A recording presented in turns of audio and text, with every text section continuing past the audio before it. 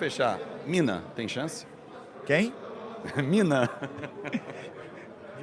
Depois a gente conversa. Valeu, Pedrinho. Bom, torcedor vascaíno, é exatamente assim que a gente começa este Boa Noite Gigante.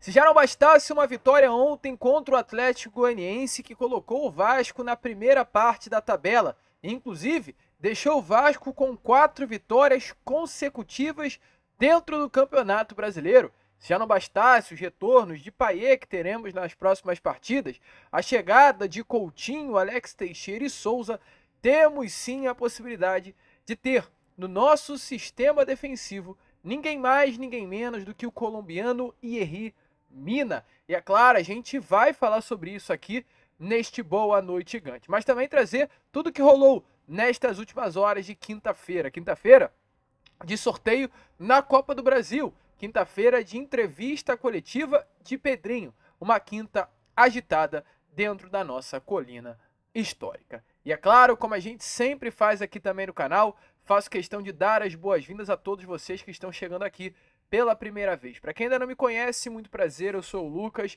e você está no canal do Gigante Vasco, o canal do torcedor vascaíno. E é claro, né, Vascão, você que está aí do outro lado e ainda não é um inscrito do nosso canal, vem agora mesmo aqui embaixo, onde tem essa palavrinha inscreva-se, aperte nela e já faça parte da nossa família. Caso não saiba, nós estamos aqui todos os dias, 3 vezes por dia. Temos o Acorda Vascão, que é o nosso primeiro vídeo do dia e sai sempre às 7 horas da manhã. Temos também o Fala Gigante, que é o segundo vídeo do dia e sai sempre pela parte da tarde. E o Boa Noite Gigante, que é exatamente esse vídeo que você está assistindo agora, saindo sempre pela parte da noite. Contamos muito aí com cada um de vocês, com o seu like, o seu joinha, o seu gostei, que é fundamental para a divulgação e o crescimento do nosso conteúdo. E também, é claro, também contamos muito com a sua inscrição. Estamos aí na meta, no objetivo de chegar à marca dos 136 mil inscritos. E olha, faltam pouquíssimas pessoas, então contamos muito com você. Show de bola, Vascão! Vamos embora então, sem muita enrolação, falar logo de Vasco. A começar aqui, é claro, falando sobre Copa do Brasil, porque hoje foi-se sorteado na sede da CBF o confronto das oitavas de final da competição. E como está aparecendo aí na imagem a vocês, temos esses 8 confrontos. No caso, Flamengo e Palmeiras, Atlético Goianiense e Vasco da Gama, Atlético Paranaense e Red Bull Bragantino, São Paulo e Goiás, CRB e Atlético Mineiro, Botafogo e Bahia, Corinthians e Grêmio e Juventude e Fluminense. Data base de ida, dia 31 de julho, ou seja, daqui a 2 semanas, e data base de volta, dia 7 de agosto, daqui a 3 semanas. O Vasco joga a primeira partida dentro de Goiânia e recebe o Atlético Goianiense no jogo de volta em São Januário, dentro do nosso Caldeirão. É a primeira vez que Vasco e Atlético se enfrentam aí na Copa do Brasil. As duas equipes jamais se enfrentaram dentro dessa competição de clubes do futebol brasileiro. E quis o destino que o adversário do Vasco da Gama pelas oitavas de final da Copa do Brasil fosse exatamente o adversário que o Vasco entrou em campo ontem pela 17ª rodada de Campeonato Brasileiro. Inclusive, conseguiu conquistar a vitória jogando dentro de Goiânia, no estádio Antônio Ascioli. Então o Vasco voltará a enfrentar o Atlético Goianiense poucos dias após ter conseguido conquistar a vitória contra o mesmo Atlético Goianiense pelo Campeonato Brasileiro. Sinceramente, acho que não havia clube melhor para o Vasco da Gama enfrentar nessas oitavas de final da competição que senão o próprio Atlético. É claro, respeitando muito, é claro, assim, não tendo uma cabeça de que iremos passar e ponto, temos que respeitar o adversário, mas é indiscutível que o Vasco entra contra o Atlético Goianiense sendo franco favorito para chegar às quartas de final da Copa do Brasil, e é sim uma obrigação do Vasco passar pelo Atlético nessa quarta fase da competição. Pedrinho, que hoje inclusive esteve aí na sede da CBF, chegou por volta de 1h30 da tarde, acompanhado do diretor executivo do Vasco da Gama, Marcelo Santana. Foi um dia muito importante, inclusive do próprio Pedrinho dentro da CBF, além da chegada também aparece aí na imagem a vocês uma conversa do Pedrinho logo aí, quando ele chega à sede da CBF com o Mário Bittencourt, presidente do Fluminense, antes do sorteio iniciar. Ele conversa com o Mário Bittencourt fora ali do local onde aconteceu o sorteio. E logo também quando entra no local onde ocorreu o sorteio, logo após, né, o término aí Sorteio que foi dividido em duas partes. O primeiro foi se definido os confrontos e a segunda parte foi se definido o mandante e o visitante. Exatamente nesse intervalo para ser sorteados os mandantes e os visitantes, houve mais uma conversa do Pedrinho com o mandatário do Fluminense, Mário Bittencourt, porém também junto deles o Rodolfo Landim, presidente do Flamengo, e o Carlos Amodeu, que hoje é o CEO aí do Vasco da Gama. E o que temos a trazer sobre isso? A cordialidade. A gente sabe muito bem que há uma rivalidade, mas independente da rivalidade que há entre os clubes, Vasco e Flamengo, Vasco e Fluminense, é importante que as diretorias se falem, se comuniquem. Não se crie entre as diretorias um clima de guerra, porque isso não é favorável a ninguém.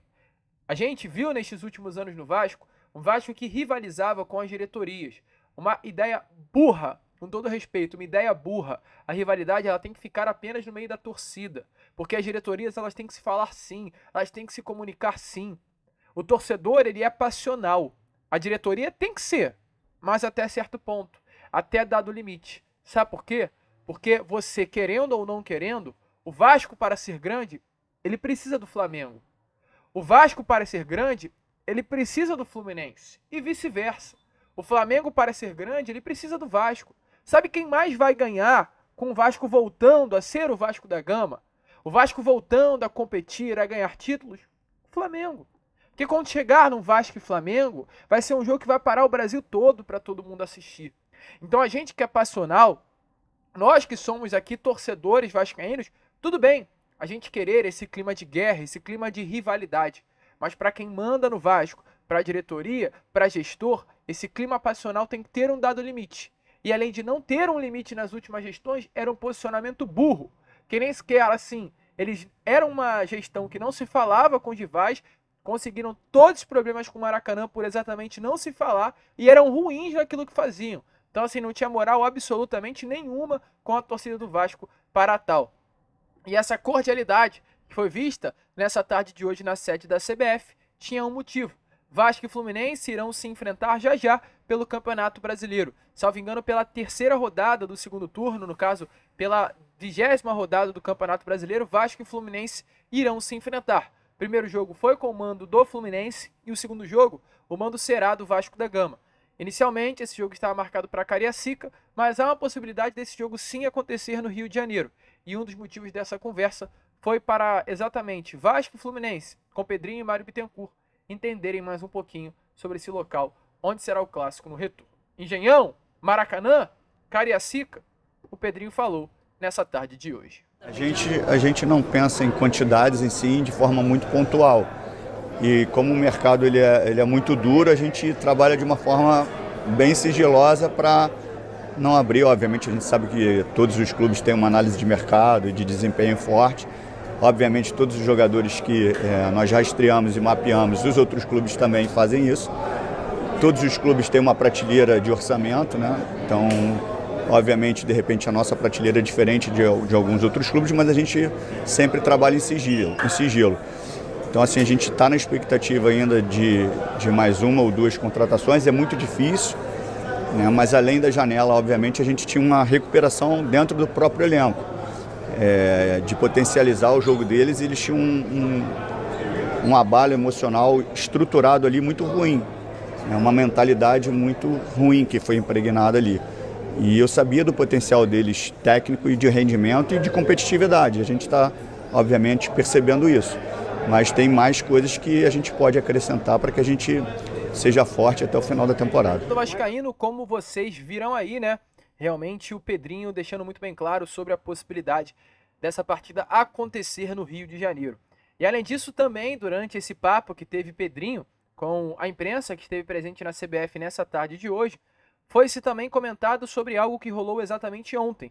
O John Textor, que é o CEO do Botafogo, ele falou sobre o grupo norte-americano. John Textor falou sobre a 777 Partners e a sua relação com o Vasco da Gama. Inclusive, critica muito hoje as pessoas que fazem parte da associação e que entraram na justiça contra o grupo norte-americano, recuperando assim o futebol cruz-maltino. O John Textor bate mesmo, tá? No Vasco da Gama como associação, sobre a questão aí envolvendo a recuperação da SAF Cruz-Maltina por parte do modelo associativo. o John Textor fala assim, olha, abre aspas, conhecendo os investidores por trás da 777, eu penso que o que aconteceu de errado no Brasil pode ser bem ruim para o país.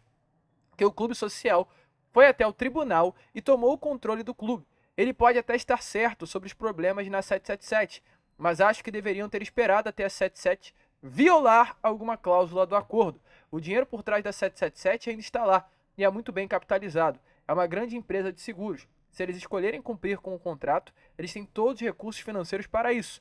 Logo que começaram a surgir os problemas com a 777 ao redor do mundo, esse grupo assumiu o controle da 777 e eles estão preparados para cumprir com as obrigações.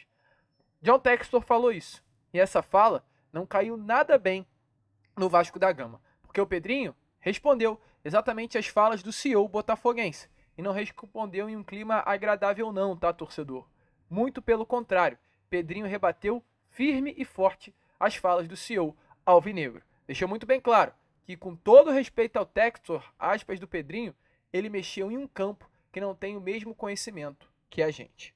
Dê uma olhada aí nas palavras do presidente do Vasco da Gama sobre o que John Textor falou sobre a 777 Partners. Com muito respeito ao Textor, ele mexeu num campo que ele não tem conhecimento do que a gente tem. Ele falou que a 77 não descumpriu nada, descumpriu diversas coisas. Ele não tem acesso ao contrato. Que era para espiral, né? Então o juiz está errado que deu a liminar? Então, assim, de fora as pessoas vão falar coisas que elas não sabem, como falaram diversas vezes, como eu apanhei 5 meses e as pessoas não sabiam. Eu respeito muito todos os aspectos que ele abordou nessa entrevista, mas essa, obviamente, por não ter o conhecimento, e eu não fico chateado com isso, porque outras pessoas também opinaram de forma equivocada. Mas isso, ele está equivocado e brevemente também vocês vão entender muito mais sobre esse caso. Mas meu respeito por ele é grande, a gente vê a transformação que ele está fazendo no Botafogo, que é uma grande equipe, né? Passou muitos períodos de dificuldade, hoje a gente vê o Botafogo brigando por títulos.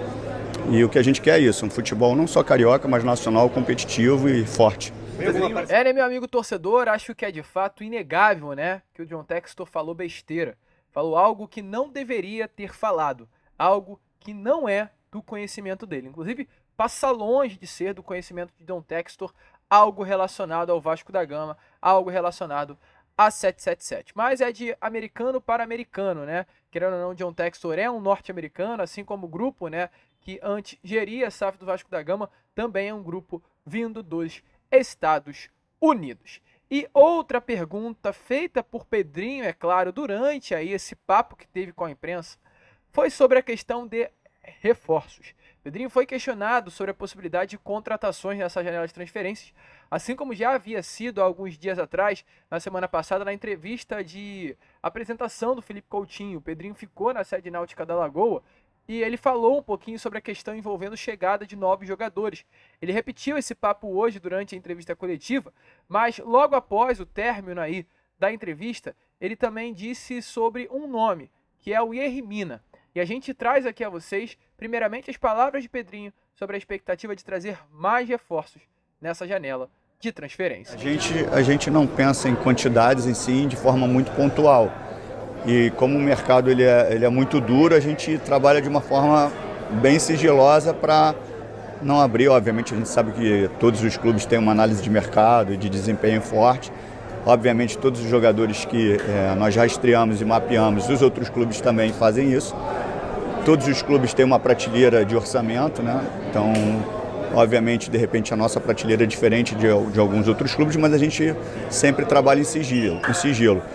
Então, assim, a gente está na expectativa ainda de mais uma ou duas contratações. É muito difícil, né? Mas além da janela, obviamente, a gente tinha uma recuperação dentro do próprio elenco, de potencializar o jogo deles. E eles tinham um abalo emocional estruturado ali muito ruim, né? Uma mentalidade muito ruim que foi impregnada ali.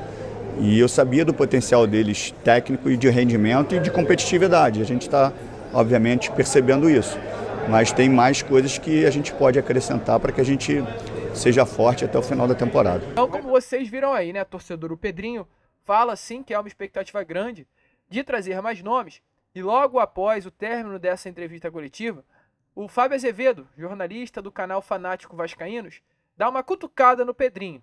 E o Pedrinho não aguenta, porque ele solta isso daí, que vai aparecer na imagem a vocês agora. Para fechar, Mina, tem chance? Quem? Mina. Depois a gente conversa.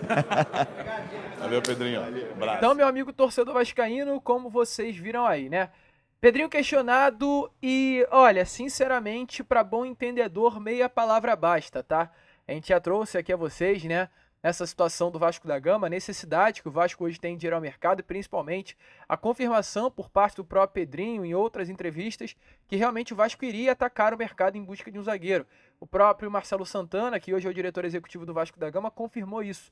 A gente trouxe as palavras dele a vocês na entrevista coletiva de apresentação dele como diretor executivo do Vasco, onde ele bate na tecla da necessidade de ir ao mercado e trazer um zagueiro. E o Pedrinho, ao ser questionado sobre essa situação, ele também confirma que o Vasco vai ao mercado em busca de um zagueiro e até que o Vasco chegou muito perto de contratar um grande zagueiro, mas que acabou não chegando por conta da violência no Brasil.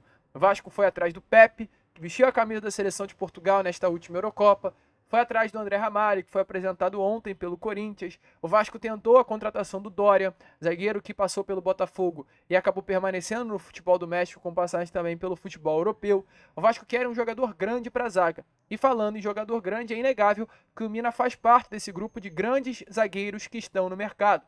É um jogador que está à disposição.